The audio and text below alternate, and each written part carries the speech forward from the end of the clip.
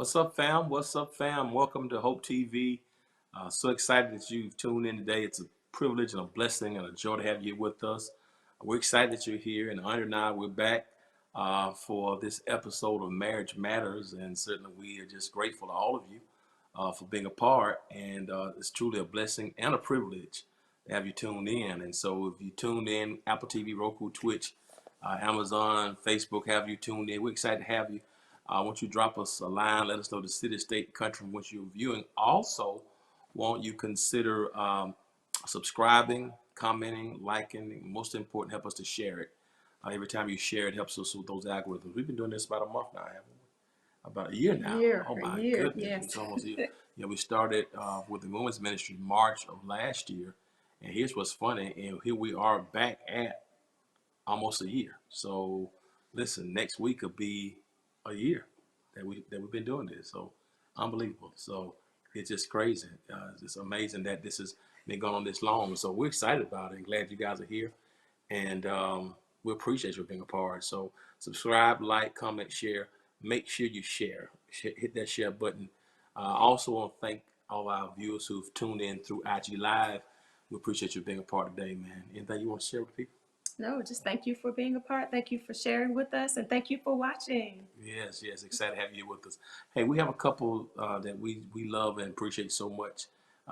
They were with us months ago. One of the first couples we had on, and we appreciate their story and their journey because they have a lot of different moving parts going on and trying to navigate those moving parts in life and relationship and the pandemic. And like everybody else is trying to get through this season, and we want to have them come back because they did something that we didn't get into last time. I want to get into it more this time. We'll welcome back Pastor Nate and Lady Kim Austin from Miami, Florida. Welcome back to Marriage Matters. What's up, fam? How y'all doing? Hey, We're hi, doing, how y'all hey, how doing? y'all doing? Good to be Good. with Man, you good. all. Good to be with you, seeing you in a different light. Last time we saw each other was for a sad occasion. So we're Yeah. Right. grateful to be on with you guys. We were one of the first couples of this show, and we're still together. Still healthy, still healthy, 1 year still later. strong. So we're blessed, man. Well, we know it's all due to God and all due to Kim. So I love you, Kim. Thank you for being. I think Kim thinks she Thank is you. God sometimes, but yeah,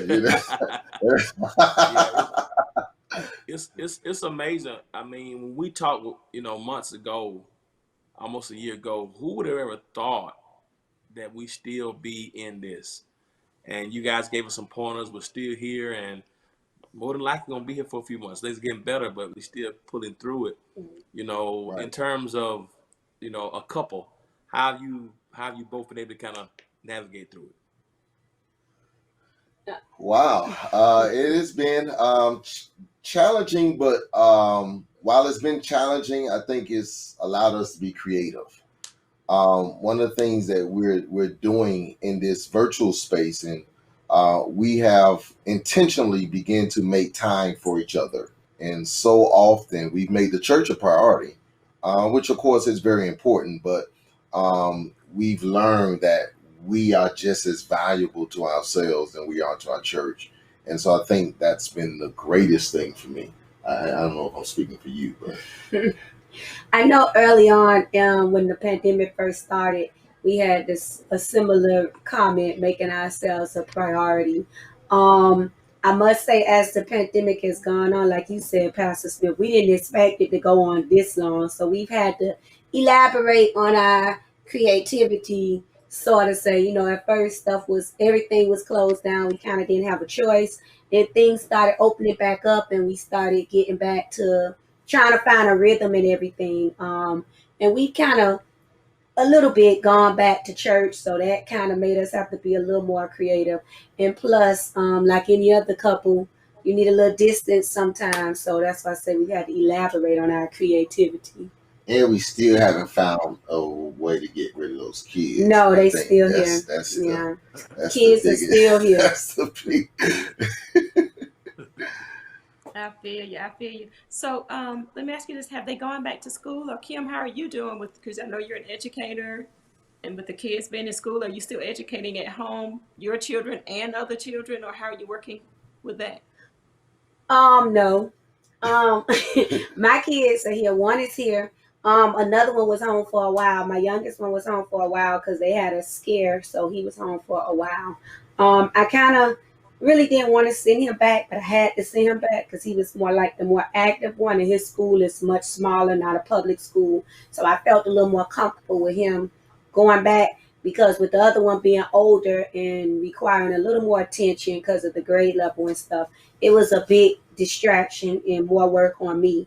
But no, I haven't been in the classroom directly for about 5 or 6 years, but I've had to revisit some things and been in close connection with some of my teacher friends. And my oldest one is kind of a little strain on him because he needs kids need that one on one. So I've been kind of giving him one on one and have some friends that he hook up with and they give him a little more one on one just to keep them kind of grounded. But for the most part, I think they're doing pretty well. That's great. I know you also, start a business. You guys doing a lot in business as well. You both been running the business as well. Can you tell us about that? Yeah, right before the pandemic, our business was doing very well.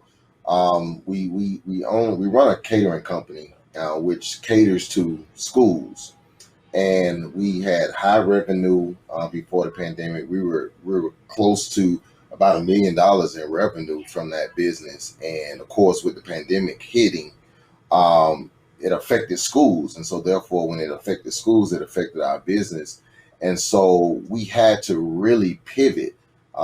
Because that was the main reason why she hasn't been in the school system for 5 years, because she's been running that business. And so when the business took a hit, and the schools closed, I couldn't even send her back to school to go get a job. So we definitely had to navigate through that situation. We had to learn how to make adjustments. But now things are picking back up, and we're kind of getting back to a sense of normalcy when it comes to business. It's still about halfway to where it was, but we thank God that we're still surviving. Yeah, and the hardest part was we had to let some people go in the midst of our own adjustment. So we had to do what we had to do for our home and for our business sake. So that was difficult as well. Yeah, I mean, it's just a tough time on a lot of people, and people, everybody's having to adjust and make adjustments. It's like, except the people who really benefiting off of this, the billionaires, they seem to be on somebody Right, Right. who like it right, like it is. But I right. think anybody can understand what's happening. That's amazing. You want to say something? Yeah, I think, and it brings me to this point that you said you guys are making more time for each other. So, like, can you give like some of the couples like some ideas of some things you've done, to kind of spice it up a little bit since you guys have been home for a year together? Well, I know one of the things we intentionally did, as Kim said, we've gone back to church in a smaller setting. We only allow a handful of people to come inside. They're more like a studio audience for us. And so since we've gone back to church and having church on Sunday, what we decided to do is we made Fifth Sunday a virtual Sunday. So we implemented that into our church culture, that from now on, every fifth Sunday will be virtual. And we wanted to make sure that we set that precedence to show all of the families at our church that we want you. For far so long, pastors had to run and hide when they were going to be away. Families, of course, they didn't let us know when they were going to be away.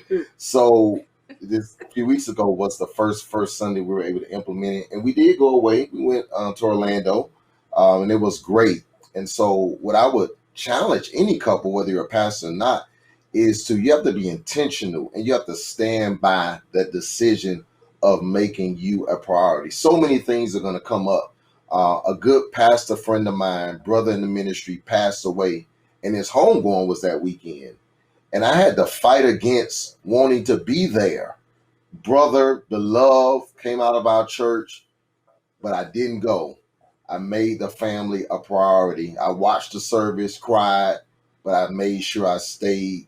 I kept that commitment to my wife. And so I would challenge any couple, if you put yourself first, don't let anything come between that. I know because the pandemic, I don't know about for other people, but for us, it's kind of packed on a few extra pounds for a lot of people, What? from what I'm Why are you observing. talking about doing like And that? so, Talking about so, me, me. I'm losing weight, bro. I'm the one that's gay. I gain, so I'm losing weight. one of the things we made a priority is just like finding like workout time. The kids call it recess, and doing stuff in the yard and around the house, working out and things like that. So the kids enjoy it, we enjoy it. Whether it be riding a bike, walking through the neighborhood, they play basketball outside, or just something that we all could benefit from because of the few extra that we packed on. So That's good. That's good because I think that's a thing we've gotten away from is the outside, getting our kids outside. I know, right. mine, they're older now. We went out and bought bikes and, we go and bike ride and they leave us and, it's, it's like not even fun for us because they just leave. They're at the house and we're still on, the half mile mark and they're at mile 2 already home. But it's good that you all are doing that outside and getting outside with the kids. I love that. Love it. Yeah, Now, I can imagine you said, because I know I was go saying ahead. I can imagine because my 9-year-old want to leave us, and we worried about the 6-year-old. So I can imagine if yours at their age, Yeah. they really taking off. So So you said so going forward, every fifth Sunday will be a virtual service. You're pre-recorded, and Absolutely. We made that a commandment at our church that moving forward, we're going to take advantage of that. And we were a little hesitant at first, but then it dawned on me really for 95% of my members, they're in virtual church every Sunday. So why not take that advantage? And I didn't want to repeat some of the same habits that we had before the pandemic. And so I thought that this was a great opportunity, in Bible um, study. and our Bible studies are totally virtual as well. So that gives me more time at the house. We stay about 45 minutes from our church. And so Bible study nights for us was crazy. Getting the kids from school, eating and doing homework in the car on the way to Bible study, and then having to figure out, what we're going to do with them once we got back home. It was late. So making more of our church virtual has really helped us as a couple and as parents. And I'll say this too. I think that's a great idea because it also gives the members, a chance to be off, as you will. The ministries Right. have a chance to be off that Right. week. So I think, Right. I like Right. that. And that was the idea really. In the church culture, there's no off season. There's, it's 52 weeks. And it dawned on me that everybody can be off at the same time. And so we encourage our staff to try as best as possible, schedule vacations around it. It's a paid vacation for them. And so it's gotten off to a great start. Prayerfully, as things open back up, our members will be able to enjoy it as well. But we took pictures. We wanted to be intentional about it to encourage the members that this is what our fifth Sundays are going to look like. that's great. You know, is the last time we talked and you guys were on the show, we didn't get a chance to get into it, but you both wrote a book called The 10 Commandments of Love. That's really what, I was intending to get you back on prior to now. I think it's a great time now, where we are now. And I want you to just talk about, you know, what brought that about, and and let's talk about someone because I know you gave me someone, but what brought that book about? What brought it about? Well, thankfully, this show is a show of transparency. You're not bringing on couples that are going to be fake and phony. So, to be totally transparent, we wrote that book at a very difficult point in our relationship. We've been together, married, this year will make 18 years. And a little over halfway point, just like in any relationship, there was turmoil and tension. And, we were trying to figure out, hey, is it? Is this thing gonna be over? And so God placed this in my spirit, and of course, couldn't write a book like this without doing it with my wife. And in writing the book, literally writing the book brought us together. and it allowed us to be a model for other marriages. And we took the Ten Commandments of love in the Old Testament and we just reworded them into a love language. Very small book, I think less than 80 pages, but it literally dissects the Ten Commandments of love in the language of love. And so the first language is inclusivity. Thou shalt be exclusive. And for myself, and I'll let Lady Kim speak on it, exclusiveness doesn't always mean that you're with another human, another body. Being exclusive for me was making time for my wife, not allowing the church and other aspirations to get in the way of us being exclusively one as a unit. For me, that's one of the best chapters of the book. But don't let me. Maybe she don't. Maybe you need to reread the book. No, that's. Why you gotta I was sounding that good. I was sounding that You good. was sounding Okay, real you usually say I don't give you room to No, talk. you're So, doing good. Yeah. so of course, thou, of course, in old Ten Commandments, there should be no other God before me. So we have to be very careful that nothing takes the place of our spouse. Not just another man, another woman, but nothing. A job, a career, a goal, a dream. Nothing. A child, a parent. Nothing should stand in the way of your spouse. I believe that that's one of the first signs of failure is when you allow other things and other people to get in the way of your marriage. I guess it go back to what we're talking about, just being intentional about spending our time and things together. So exclusive. A lot of us at our jobs, our friendships, we're exclusive about getting there on time and intentional. I'm sorry about getting there on time and going places on time and doing things the right way. So realistically, we can be that way in our marriage and that's what our spouse or your mate will want to feel that you're intentional about the time that you spend together. A lot of us get together on our cell phones, we're doing different things. So that was pretty much coming out of being intentional about this is our time together. This is what we're going to do together. And to do that, it took a lot of thought and planning. And a lot of times, especially in this day and age, we tend to just jump in and want to go with the flow. But it's a thought process. It's kind of to bring awareness that there's a thought process to being intentional about your marriage and exclusive within your marriage.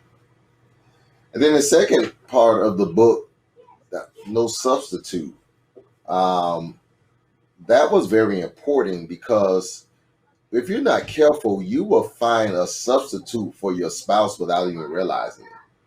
Whether it's staying at a friend's house a little longer or going out to a bar or social, wherever it is, or taking engagements, traveling, that becomes a substitute for being at home. And so one of the things about this COVID-19 reality is it took away all the substitutes. Like anything that you were substituting for not being at home, that's gone. Unless you wanted the Rona. Right. You're gonna substitute that with the Rona. So we had to value the substitutes. Cell phones. You can be you see two people out on a date and they're dating more of the cell phone than they are each other.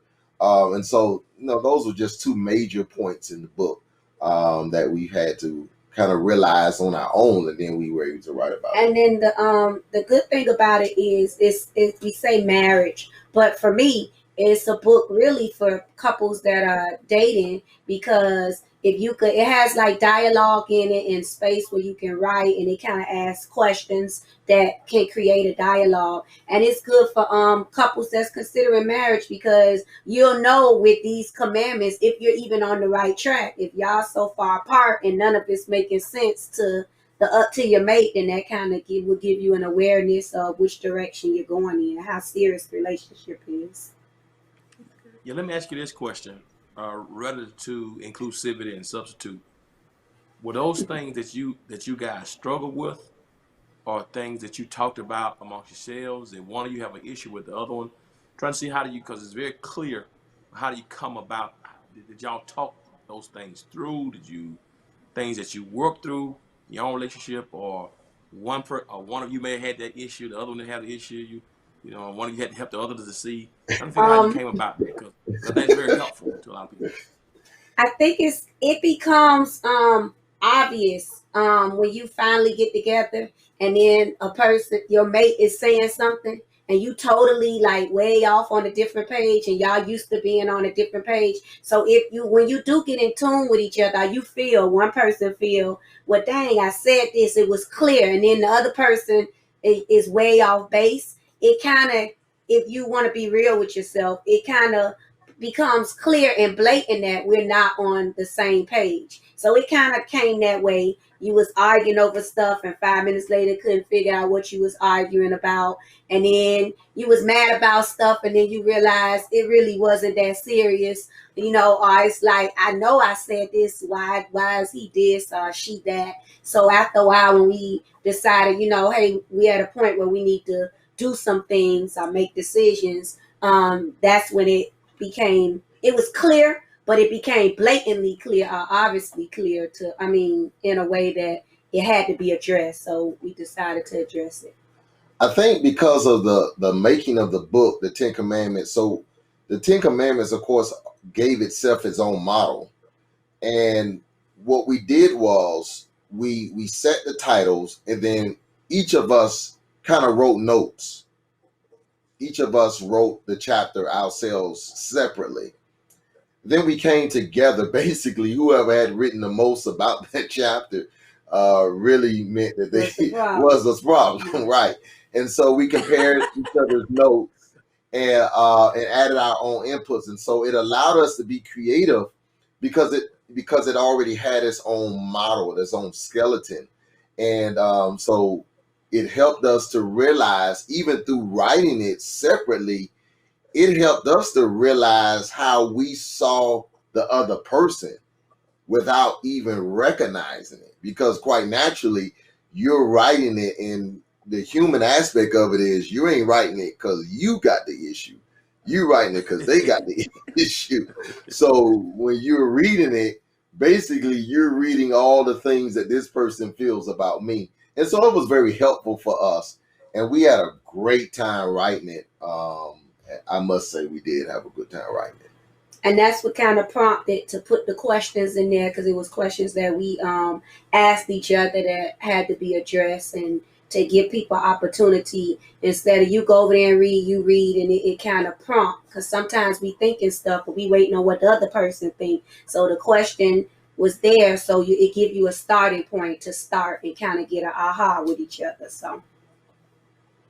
So one was substitute, the other was inclusivity, and then you had one about speaking well Speaking well of your of mate. your mate. Yeah, that's that is a lost art in old married couples. I think speaking well of your mate is something that you must continue to do. And I think I lost fact because she wrote it, and when we were writing it, that she brought out the fact that there's some things that I just don't say well about her. And it's not that I don't say I love you, but it was deeper than that. I like to joke a lot, and sometimes I found out that some of the jokes she took a little seriously, and so I had to move from thinking that she knows this, that I feel this way, to actually speaking it outside of the platform that I have, which is the pulpit, because it's easy for me to flatter her from the pulpit, but not flatter her from the floor. And so basically, she wanted me to speak well of her when the cameras were off. And I thought I was, but I really wasn't. I wouldn't Wow. say wasn't, just not in the way when it Not get as to the much point, as you right? wanted me to. Not to get to the point where you know where you wanted to get back in the days. Right. Outside of me wanting something in return. She Yeah. just meant I feel you. I feel you. right. She wanted me to You just went above and beyond at some point, Right. and it's like you have to get back to that point. Right. Got you. right. without expecting something in return. Right. That's the key element. Just good morning, just because it's morning. That and something else flattery. Flowers and things, not leading to something Right. else, because you kind of lose your ace card when she kind of already predicts this is why you're talking like this way. So that was very important to her, and therefore it became important to me. That's good. You have another chapter on remembering the Sabbath. Can you talk to us about, what brought that one on? So God I know clearly you guys go to says, church. remember the Sabbath and keep it holy, right? He says that. Take a day off and make it a sacred day. Well, for us as business owners, as pastors, we had been dishonoring the Sabbath. From a marital standpoint, we could not find a time that we've had a day off where it was no work, no church, no business meetings, nothing. And again, this COVID reality brought that to our attention in a major way. And so we had to make time. We had to make time and honor that time, meaning that the cell phone goes off. That's how you honor it. Cell phone goes off. People know we have a do not disturb in our, do not disturb in our phone. And so therefore, when that's on, maybe only our parents can get a hold of us. That's how you honor that, because it's one thing to say you're going to do it. It's one thing to even put it on your calendar, but it's another thing to honor it. And that's what we've set out to do, to honor it. Somebody dies and we're honoring our Sabbath. They may not hear from us because we're honoring that Sabbath, and we keep it it holy. And the key thing is, like he said, letting people know. It just got to the point that everybody at the church knew. I think at that time, the Sabbath might change depending on how the seasons change. But I think at that time, everybody knew Friday night was the night. We ain't calling. We gonna find another way, another means, somebody else to pray for it. However, whatever it took. And for a while, we did the same exact thing every Friday. It really didn't matter. We went to cheesecake. We ordered the same thing, the clam chowder, the pasta. We shared it. So boring. We did all that. We did it the exact same way. It was about the time, but it wasn't so much about what we did and how we did it. So often people get caught up.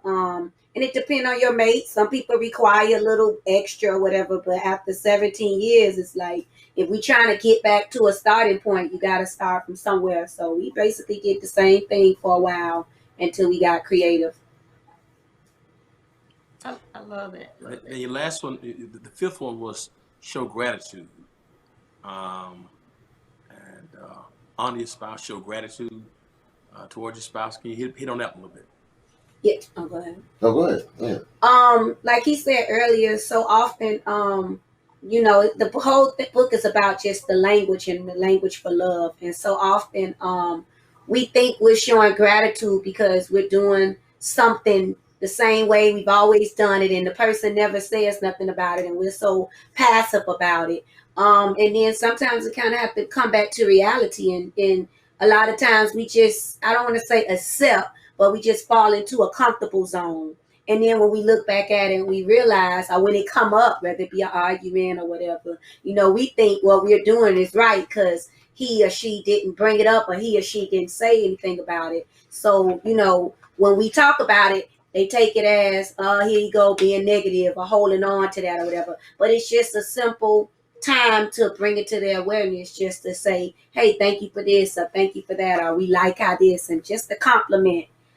It's just showing your gratitude, even with a compliment and things like that. Right. I mean, and it's about showing. That commandment in the original is honor thy mother and thy father. Showing it. not just saying it, but showing it. And it's ways to show it. It doesn't have to be financial, but showing it. Start by saying it, definitely, because I think we lack in that too. We don't really say that I'm thankful that you are with me. I'm thankful for what you do for me. We almost get to the point where it becomes an expectation Right. that you're supposed to do this. Mhm. And I cook, be happy. right, you cook because you're supposed to cook, but you can be like Andre and don't cook, What? but I'm sorry. I'm staying in my own house. I ain't going there. But And, no, and take your husband there too. but it's showing, it's expressing it, and not feeling like it is a forced expression. No, it should be a sense to where I feel like I need to show and express to my wife that I'm grateful that she is with me, and honoring, and just honoring, and it goes honor and respect. It goes both ways, but it also goes hand in hand. And it's difficult being in a place of a pastor or just a community or involved type of person with their profession, because it seems like they do it and give it out so easy to other people. But then being the recipient or back on the other end, you would think, well, I've been here 17 years. You've been there 10 years. You would think it would come back so easy to feel that gratitude. And they're constantly, when you see your spouse or mate constantly giving, stopping, taking time, it kind of takes a toll on you. So you got to get to those points where you're able to pinpoint, and that's where the book will come in hand, in the dialogue. You can talk about those times where it need to be pinpoint, or those times where it comes up, and you could just address the issues at hand. So, and she brings up an interesting point, something I never thought about. But as a pastor and first lady, we get honored, and so sometimes in the back of our minds, we're saying, wow, they're honoring me more than she is, or more than he is. And so psychologically, it can do something to you when you got hundreds of people telling you how good you are, how grow, you so this. Every time, whatever you say is God's gift, and then you come home and you're not getting that in return. And so you have to make sure that no one is speaking better about to your spouse than you are. That's so good, man. This has been so helpful. I'm out of time already, man. I'm not gonna be able to get through all 10 in this episode. Will y'all come back for episode 2? Y'all come Yes, back. sir. Y'all come back, please. Yes, sir. absolutely. Yes, sir. All right, we'll be episode 4. All right, fam. Hey, we got to close this. This has been so rich. I hope you, everybody who's been watching, hope you've been blessed by it. I mean, this is, they're taking us through it. I want everybody to get that book, and tell us where you can get the book. We're gonna come back we're gonna come back next week and keep the conversation. But those who want to get the book now, tell us how they can get it. Absolutely. It's on Amazon.com. Just put 10 Commandments of Love. My name, Nathan E. Austin. It should pop up there. You can also go to positiontoprosper.org/TCL. That's our church website /TCL, 10 Commandments of Love, and you can find it there. But the easiest way you can do is find it on Amazon. Listen, they're gonna come back next week.